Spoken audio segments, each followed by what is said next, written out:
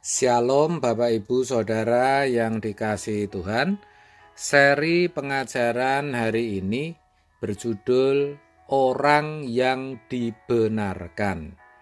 Saudara, suatu hari Tuhan Yesus memberikan perumpamaan dua orang yang berdoa. Yang pertama adalah orang Farisi dan yang lain adalah seorang pemungut cukai. Orang Farisi berdoa dengan penuh percaya diri. Ia berkata bahwa dirinya bukan perampok, bukan orang lalim, bukan pezina, dan tidak seperti pemungut cukai. Dia juga berkata bahwa dia berpuasa 2 kali seminggu, memberikan 1/10 dari segala penghasilannya. Wah, hebat saudara doanya. Sedangkan pemungut cukai berdiri jauh-jauh. Bahkan ia tidak berani menengadah ke langit. Melainkan ia justru memukul diri dan berkata, "Ya Allah, kasihanilah aku orang berdosa ini." Saudara, menurut saudara, siapa orang yang dibenarkan di antara keduanya? Saya ingatkan ya, yang seorang tekun dan mengerti Taurat, yaitu orang Farisi. Sedangkan yang lain dianggap pendosa karena memungut pajak dari rakyat, bahkan menekan, yaitu si pemungut cukai. Logikanya pasti yang dibenarkan adalah orang Farisi, bukan? Menurut saudara siapa?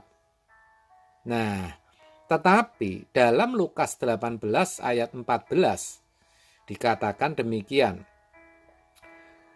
Tuhan Yesus, orang ini pulang ke rumahnya sebagai orang yang dibenarkan Allah. Dan orang lain itu tidak.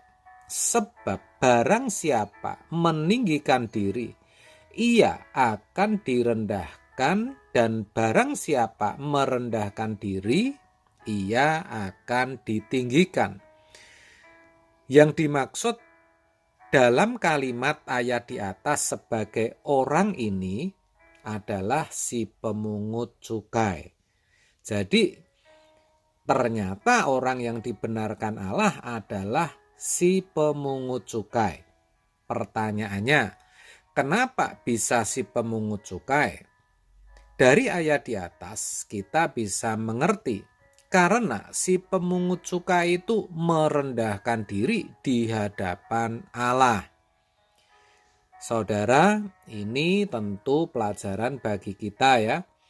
Karena tentu kita juga ingin menjadi orang yang dibenarkan Allah. Begitu bukan?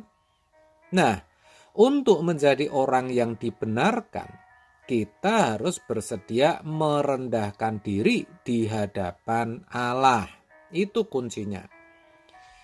Barangkali mendengar penjelasan saya ini, saudara merasa percaya diri menjadi orang yang dibenarkan.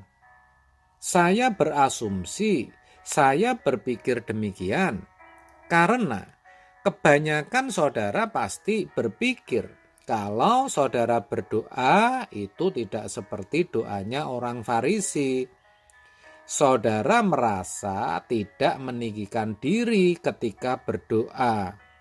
Bahkan saudara yakin sudah mengatakan, "Ampunilah dosa kami ya Tuhan." Bahkan juga sudah mengakui segala perbuatan saudara, sehingga saudara yakin betul menjadi orang yang dibenarkan. Itu salah saudara, dan sama sekali tidak tepat. Kenapa? Karena ukuran meninggikan diri itu bukan berdasarkan kalimat atau ucapan dalam doa. Saya ulang, ukuran meninggikan diri itu bukan berdasarkan kalimat atau ucapan dalam doa. Sebaliknya, dari peragaan hidup kita. Nah, sekarang mari saya ajak kita meneliti, memeriksa gerak, perasaan, pikiran, perkataan, perbuatan, dan tingkah laku kita. Saudara, tanpa sadar, seringkali kita berbicara untuk menunjukkan kebolehan atau kecakapan kita di hadapan orang. Itu sesungguhnya namanya kesombongan tersembunyi. Kita berkata, contohnya, ya kemarin ketika mobil macet di jalan, akhirnya saya yang memperbaiki. Nah, kalimat ini sederhana dan sepertinya tidak memuat kesombongan, tetapi berpotensi atau bisa untuk membanggakan diri atau menyombongkan diri. Lagi misalnya, kalau anak saya sekolahnya di international school, wah sepertinya hanya berkata seperti itu, tapi itu juga berpotensi untuk membanggakan atau menyombongkan diri. Atau kalimat, saya habis ke pabrik untuk supervisi karyawan. Ya, kalau ada saya, pasti saya yang siapkan makan untuk anak-anak dan sebagainya.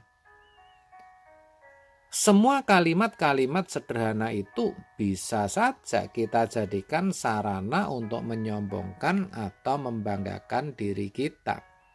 Itu baru perkataan, saudara. Belum lagi perbuatan-perbuatan baik yang kita lakukan, di mana sebenarnya terdapat maksud-maksud atau motivasi tertentu.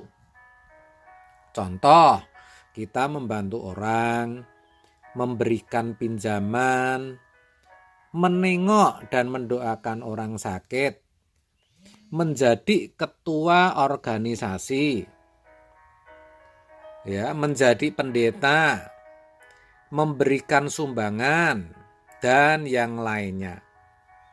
Kalau tidak hati-hati, bukan tidak mungkin semua itu kita lakukan sebagai balas budi atau supaya kita dihormati, supaya kita dipandang baik, supaya kelak kita juga diperlakukan seperti itu.